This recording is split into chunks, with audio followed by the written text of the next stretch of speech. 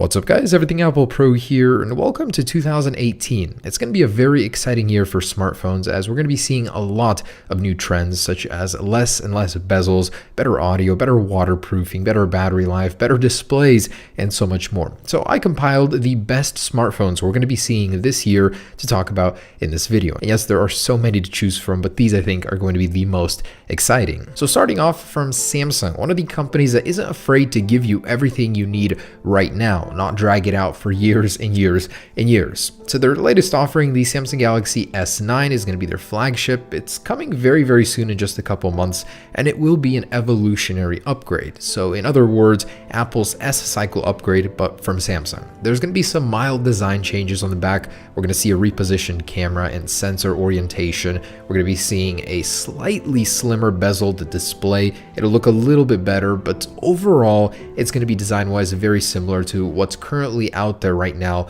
with the Galaxy S8. Most of the changes will be happening on the inside with the new Snapdragon 845 series processor, the Exynos 9810 depending on which area you live in, and overall it'll just be a little bit sleeker, a little bit cleaner than the older S8. You can also tell by this image that the overall form factor will be a little bit smaller versus the S8, but the battery life will be increasing by 200 milliamps, which will be a welcome change.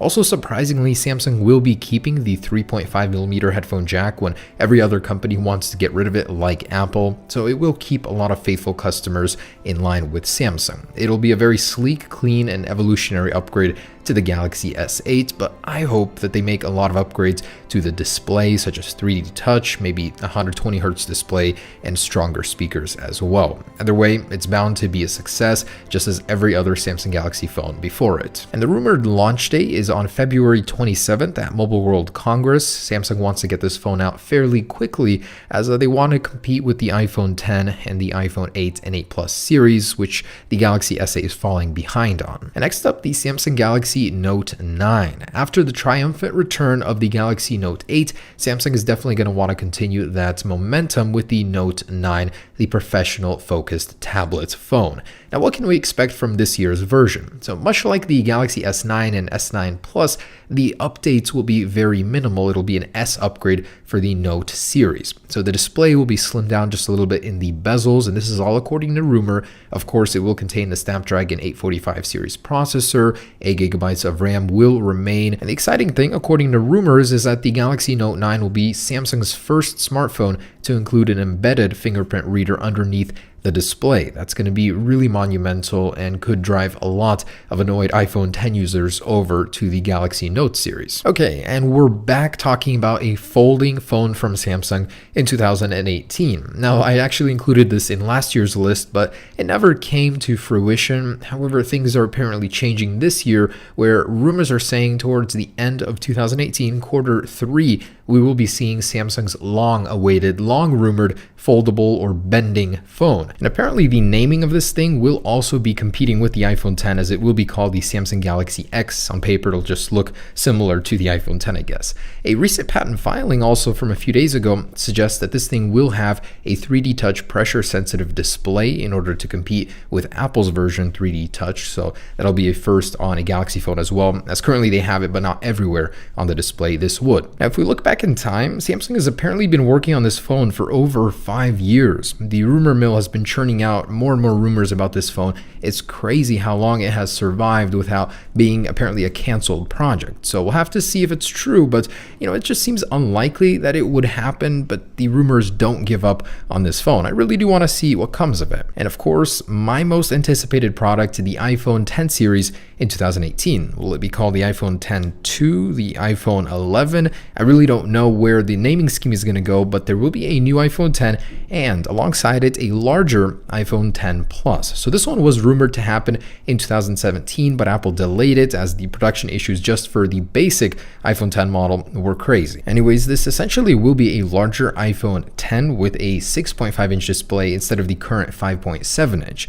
My main gripe coming from an iPhone 8 Plus to the iPhone X was that all of your content is scaled down, it appears smaller on the display, and this would fix that problem. It would give you a choice between a Plus Model 10 or just a regular iPhone 10 if you like the smaller comfort size. It's unlikely that there will be any features to differentiate the two, as they essentially will be the same product, just a larger version of it. Otherwise, the iPhone X2 series will have Apple's A11 chip. It'll be faster, possibly even a ProMotion display, 120Hz. That would be great to see. Now, alongside this larger iPhone X series, Apple is going to have to do something about the iPhone 8 and 8 Plus series, and this is where maybe an iPhone 9, I'm tentatively calling it, will appear. It'll be a LCD model, but with a cutout very similar to the iPhone X, or exactly like it, according to Ming-Chi Kuo. So he's saying that Apple will replace the iPhone 8 and 8 Plus with a low-end budget series iPhone 6.1-inch with an LCD display. I'm very curious to see how it will be. I mean, will it be slower? Will the display really suck that much more? But the resolution will be a little bit less than the standard iPhone X and X Plus. And just days ago, another rumor surfaced that alongside those three iPhone models, Apple will be launching another one, a 4-inch model. What could it be? Of course, the iPhone SE2. It's been a really long time since the old one was refreshed, and it's a very popular product. It's Apple's entry-level model that's also its smallest, very comfortable to use, and also very popular with consumers. So Apple will be refreshing this one. It's unlikely it'll receive this display you're looking at. This was just our concept rendition of it, but it would be actually really cool to get this on that phone. It'd be a perfect size for it, actually. So realistically, what we're looking at is just a slightly updated version of the current SE.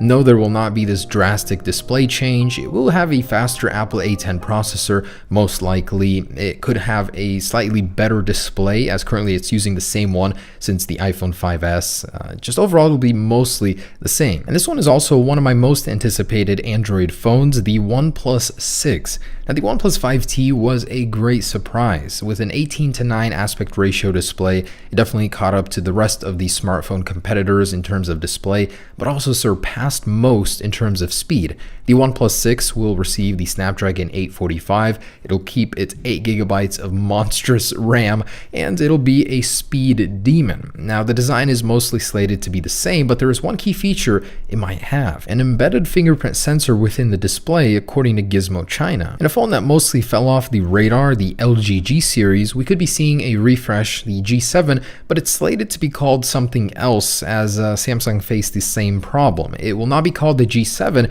Instead, it might have an 8 or 9 in the name in order to catch up to the current iPhone 8 and Samsung Galaxy S8 and S9 series. Now, other than that, it's supposed to be faster. This thing still has the Snapdragon 821. It should have a slightly updated, more sleek looking display, as this was one of the first phones to go mainstream with the whole bezel-less thing, and it's starting to look old in comparison to the newer ones that came after it. So this thing will feature a redesigned Snapdragon 845 processor, a slightly slimmer bezel display according to rumors, and hopefully the actual panel itself will be better, as LG currently makes the best TV panels in the world. So this is what the Xiaomi Mi 2 was originally supposed to look like according to early concepts. The actual product was quite disappointing in comparison. The Xiaomi Mi 2 did improve in some ways over the original, but in others was actually a downgrade. So I'm hoping the company goes back to its roots, being known for having the most extreme concept smartphone available with the highest screen to body ratio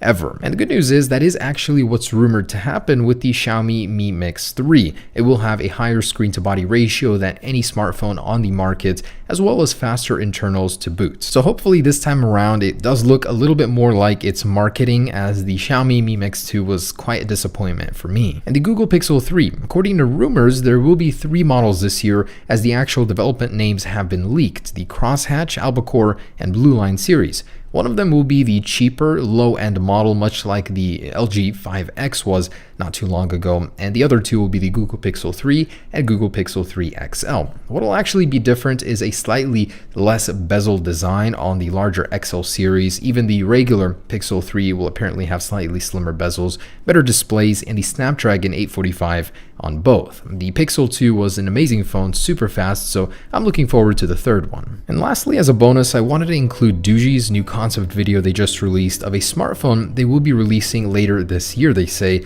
It's called the Doogee Slide Screen. It's quite cool because it fixes a lot of the shortcomings with all bezel-less display phones, which happen to be the sensors, the earpiece, the camera, where do you put them? And each phone has its own solution. This one actually includes a slide mechanism which would hide them until you needed them. You'd slide that back portion up and have it available to use. And this way you can get a full screen experience on the front. It actually looks to be like quite a cool concept, but as a result of the sliding mechanism, it does seem that this design is overall a little bit chunkier than your usual smartphone. So we'll have to see, but I cannot wait until they build this. It seems like a very novel concept.